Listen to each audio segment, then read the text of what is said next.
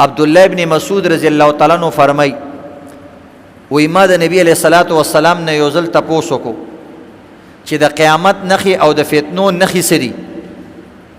نبی علیہ الصلوۃ والسلام ما ته فرمایل وان للساعه اشراطا د قیامت د پاره ډېری نخي دي. وان من اعلام الساعه واشراطها وزدت د اغین یوسو اشراط من علامات بیانو. نبی علیہ السلام ان یکون الولد غیظا وان یکون المطر فیضا وان یکون المطر قیظا وان تفیض الاشرار فیضا. دا سے انداز کی نبی علیہ السلام بیان کړو. او یو درې علامات دادی ان یکون الولد غیظا چې کشران بچی با په مور او پلار باندې غصې ډېرې زیاتې کوي. چې مور پلارو ته خبرو کی زوی به شارټ شي دماغ دې راله خراب کړو سپینګیره سړی پس نه پوهېږي عقل دې په ځای نشته تعلیم دې نه دی کړی ته بې تعلیمه او ته ان ایجوکیټډ او ته کمقلې بچی به په مور او پلار باندې شرمیږي. یو تعلیم یافته الګ نه هغه لوی افسر شو یو کس تپوس وکړو یو ځلو سره پلار چې روانو ویل دا څوک دی په کور کې هغوی راغلي خوراک سکاکله وی دا زمونږ د میخو ګوجر دی ځکه هغه ساده سړی سیده ساده سړی وی دا زمونږ د میخو ګوجر دی ځکه ساده سړی. لږ ساعت پس چې هغه هلک ننوتو هغه هلکان د دې بوډا بابا نه تپوس کوي چې بابا ته دلته په څونه مزدورۍ کار کوي او دا هلک د څه دی؟ هغه وی بچه دا خو زما خپل کور دی مزدوري نه کومه. وی دا هلک د څه دی؟ وی دا مې زوی دی. وی هغه خو وایي چې دا زما د میخو ګوجر دی. هغه وایي نه د میخو ګوجر نه وی د مور میخه ده او د هغې زه ګوجر یم د هغې ګوجر یم. نو عزتمندو نبي اسلام ان یکون الولد غیظا ماشومانو کشرانو له به په پلار باندې غوسه ورځي. ټیک ده بعض وخت کې پلار خبرم غلطوي پلارانو لم پکار دا دی چې ځان نه ټینشنین جوړ نه کي او ځان نه عزتمندو داسې چیچړو جوړ نه کي چې په هره خبره باندې بچو پورې نښلي. خو انسان چې کله بوډا شي د دماغ کمزوري شي دا ماشوم شي دا غریب بیا په دې نه پوهېږي چې ما دا خبره سمه وکړه که غلطه وکړه.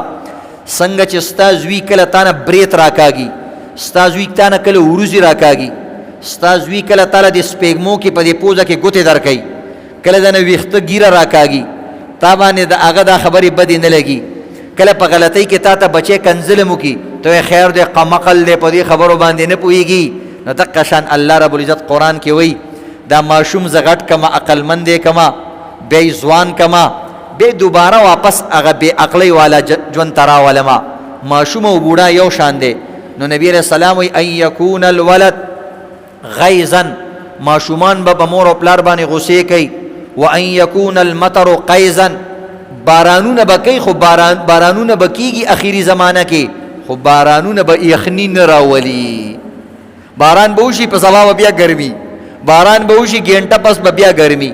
پخوا به چې بارانونه وشو په افتو باندې به عزتمندو خوشحالیانې وي او یخني به په ګرمۍ کې.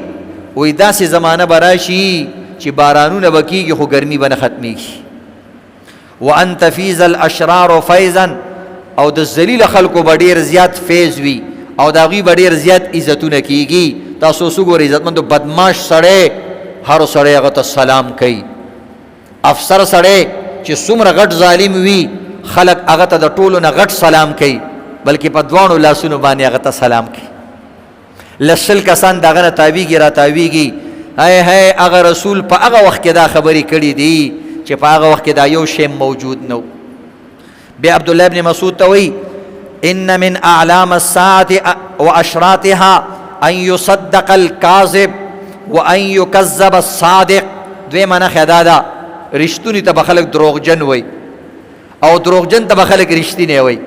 تاسو ګورئ یو لیډر یو ګینټه بیان وکړي په هغې کې 15 منټه رښتیا وي او عزتمندو 55 منټ ټول دروغ وي او دا لاندې کسان چې څومره کسان دي په هر منټ پس وي زنده‌باد با کردار لیډر خوددار لیډر نډر لیډر بے داغ ماضی والا لیډر وایي د ده په ماضي کې یو داغ هم نشته حالانکه د هغه ماضي چې راکولاو کې نو سپین داغ پکې یو نه ټول داغ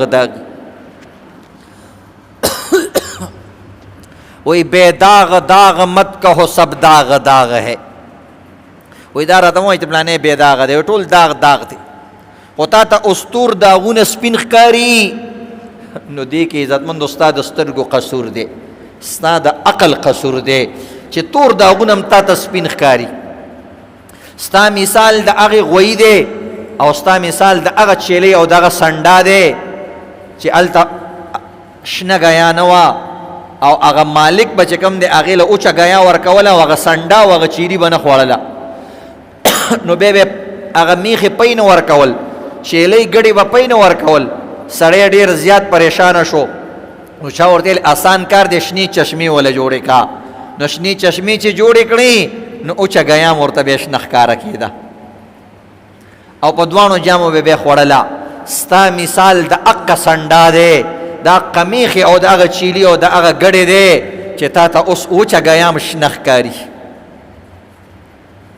او تا ته صادق سړی اوس چې کوم دی تا ته دروغجن ښکاري.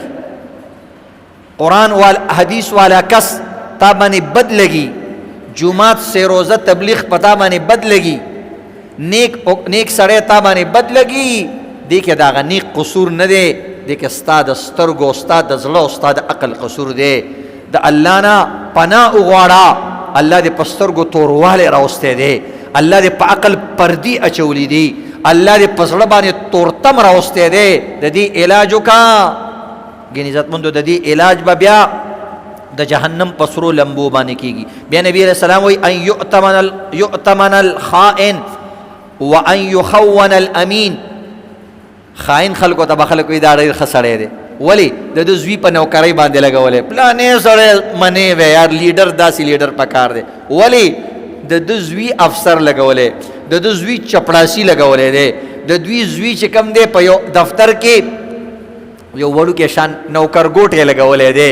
اوس دا د ده صفت کوي، او چې کم عزتمندو نیکان خلک دي هغې ته دا خیانت وایي.